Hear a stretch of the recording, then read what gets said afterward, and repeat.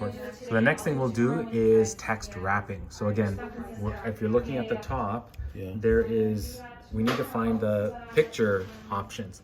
But you can tell you're not going to be there because your cursor is on the document, in the text of the document.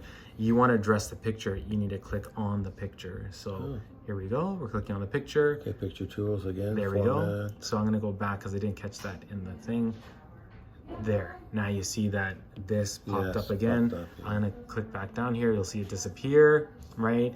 It's gone from here, and then if you click on here, it's back. You've got it back here, right? So there's format. So from there, the next one that you want is text wrapping. So let's see what text wrapping does. So inline with text is what it is right now. And so if we want to make this a little smaller, just for example, you click one of the corners and you can drag it in, right? And so you can make it any size you want, really. And all I'm doing is I'm clicking, I let the turn into a diagonal like that. Then I'm going to click on this bottom mouse over here. And while I'm holding that, I'm going to move with my other finger up like this, and I'll let go and it'll be smaller. That's it, right? And now you could see that the text is starting after this, right? Because the shadow, the actual image comes down to here, right? And the text is wrapping afterwards. It's in line with the image. So that's the inline text wrapping, right? So if I take this now, let's move this somewhere else here. Let's put it here, right? Do you see how it's in line? So the line and this is all on one line, right? But it looks a bit awkward, right? It looks a bit awkward. And so let's try a different one. Let's do this one. Let's do square. Let's try square. What does square look like? There you go. So square is in the middle. Let's try moving it there, right? And maybe move it up a little bit. And there's the text wrap again, right? It's a square. And the reason why you see this gap here is because the actual image includes the shadow underneath. That's why it looks like that, right? But if we were to change it to say this, right, it's tighter.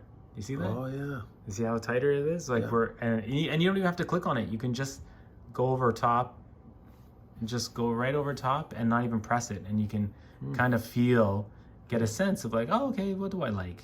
Do I like this? Do I like that? You know, etc. So say if it's that one, right? That is an option. So let's try now again. Where did it go?